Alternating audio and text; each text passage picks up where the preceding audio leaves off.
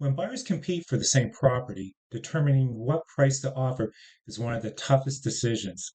In this video, I'm going to give you advice that hopefully makes the decision process a bit more scientific and less of a struggle. And we can't talk about price without talking about appraisals. Hi, I'm Mike McLaughlin. I'm a licensed real estate agent with Remax Capital Center, which is located on North High Street in Clintonville. Most buyers don't want to pay more than they must, and they certainly don't want to pay more than what the property is worth. You'll notice I said most buyers. Lately, I've been telling my sellers that their best buyers are ones who competed with other offers before and came up short and thus have become a bit frustrated. At some point, these buyers will see the house they can't live without and will go all in on price, which may mean paying more than what others might think the house is worth. Now, you're a buyer competing against these zealots. How can you possibly win? Well, you will need to assume their mindset, which includes it's okay to pay X% more than what the house might be worth today because I'll have the house I truly want and it will be worth what I paid for it next year because of appreciation. Yes, that's right. You might want to forego the first year appreciation to get the property you love. But is that really overpaying? Granted, your purchase price might be on the high side of what comparable homes recently sold for, but what you just paid becomes a comparable for future listings, and at some point it will be seen as the low end. Also, if there are other offers close to yours, but your offer is just a few $1,000s higher than those, and this leads the seller to choose your offer, then are you really overpaying? I call that market value.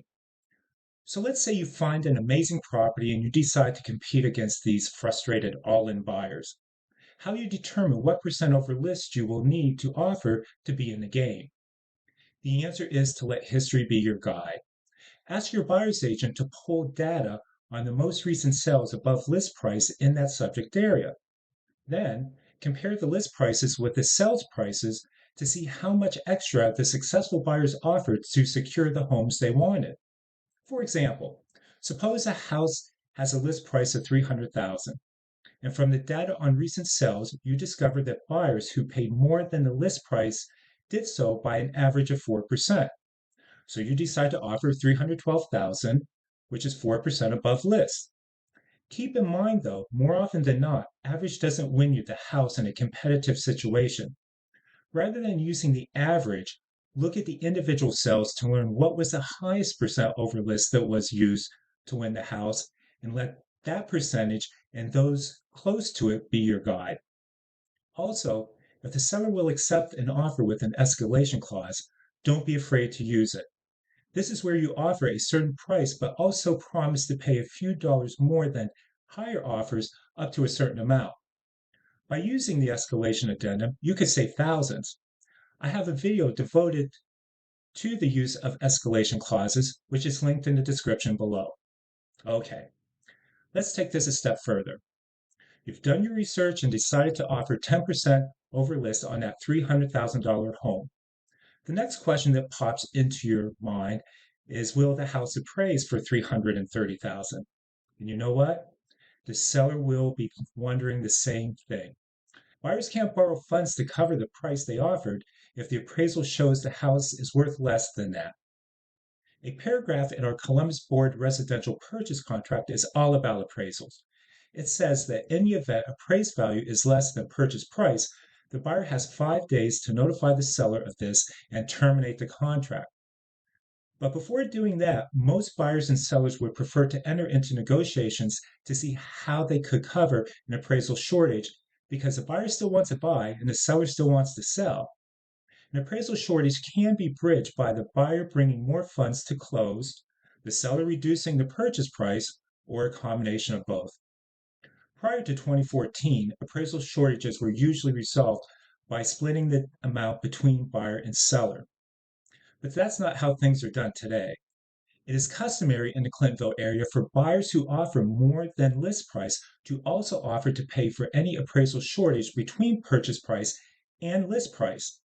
Continuing with our example, since a buyer offered $30,000 over list price, the buyer should also write into the purchase offer that they would pay for any appraisal shortage up to $30,000.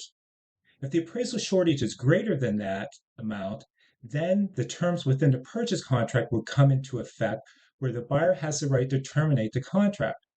But again, usually buyers and sellers would rather renegotiate who is to pay for any remaining shortfall rather than seeing the deal fall apart. Now, this can sound pretty frightening to buyers. Not only must they make a down payment, they might also need enough funds to cover any or all of an appraisal shortage.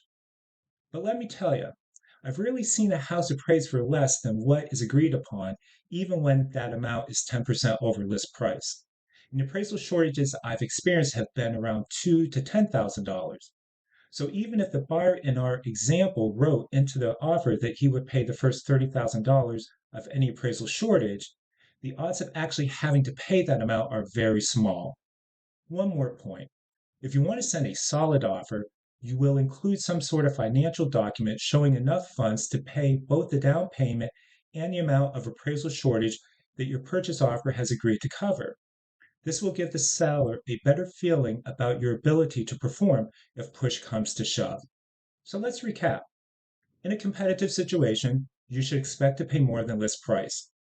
The percentage you offer above list price should be guided by recent history. Use an escalation clause if the seller allows. Your offer should specify the amount you are willing to pay towards an appraisal shortage and include documentation proving you have sufficient funds. If you do these things, your offer will begin to stand out among the others. But there are still 5 other topics to consider when writing your purchase offer that will help you seal the deal with the seller.